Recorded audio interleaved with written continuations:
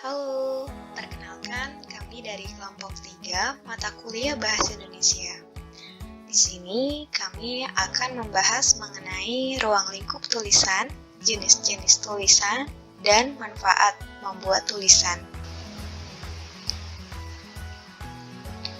Berikut ini adalah nama teman-teman yang ada di kelompok 3.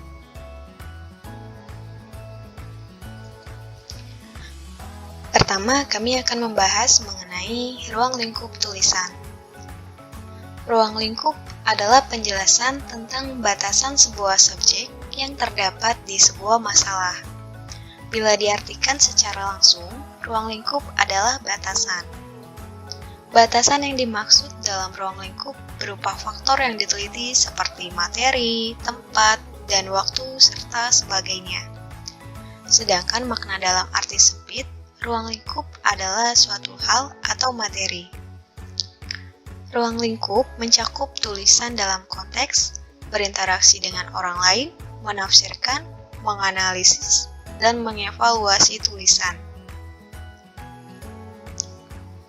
Informasi yang dibutuhkan dalam ruang lingkup mencakup hal sebagai berikut. Pertama, ada tujuan umum penelitian. Kedua, ada populasi atau sampel yang diteliti. Ketiga, waktu atau durasi penelitian. Keempat, topik atau teori yang akan diteliti dan didiskusikan. Kelima, lokasi geografis yang tercakup dalam penelitian.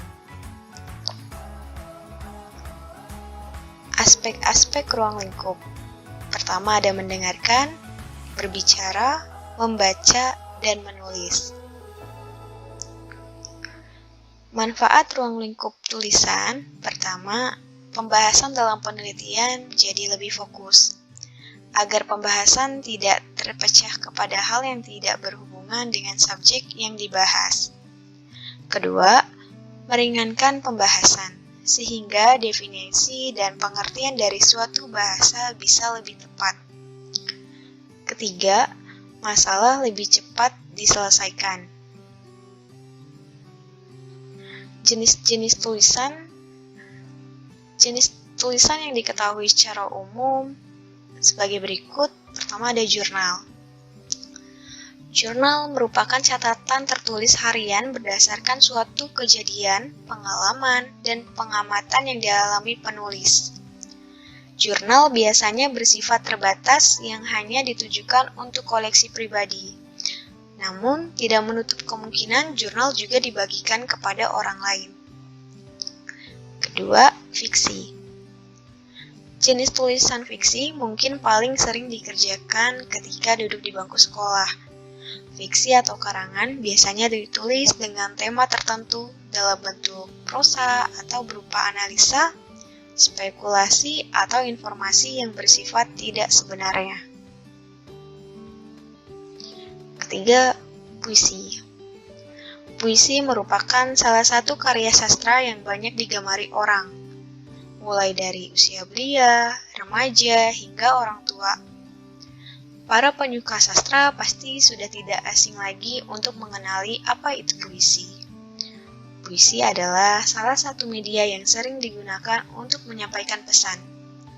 Isi dari pesan ini bisa berupa suatu ungkapan atau sebuah pesan dari seseorang ke orang lain atau ke khalayak. Keempat, karya tulis ilmiah. Karya tulis ilmiah atau yang biasa disingkat karya ilmiah adalah laporan tertulis yang menyajikan hasil temuan atau penelitian sang penulis. Pada beberapa jenis karya tulis ilmiah, pengkajian atau analisis harus berdasarkan teori yang telah ditelurkan para ahli dunia sehingga hasilnya layak untuk dipertanggungjawabkan.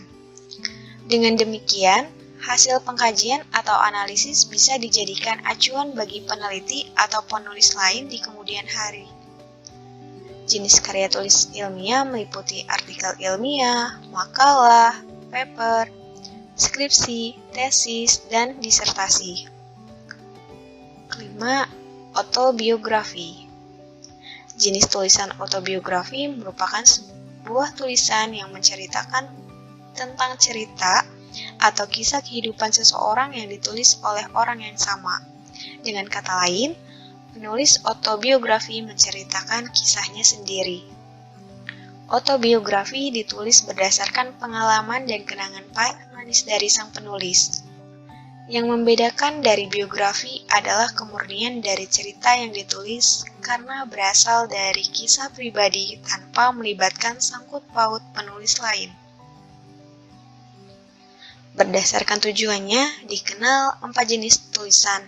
Pertama, ada eksposisi. Eksposisi adalah tulisan yang bertujuan menginformasikan atau menjelaskan sesuatu kepada pembaca. Tulisan expository disebut juga eksplanatif karena bermaksud menjelaskan to explain sebuah konsep atau topik dengan dukungan data dan statistik jika diperlukan. Kedua, persuasi.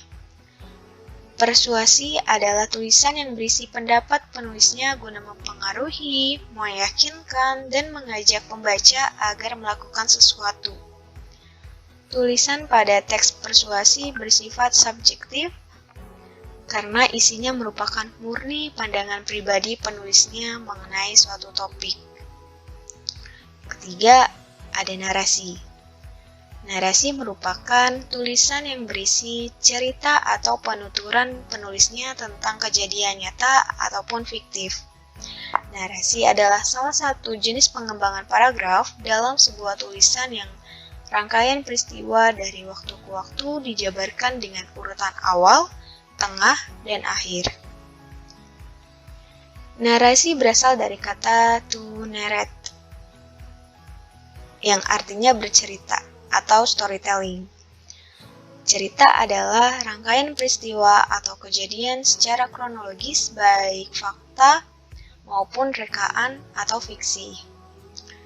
Tulisan naratif umumnya panjang karena berisi kisah.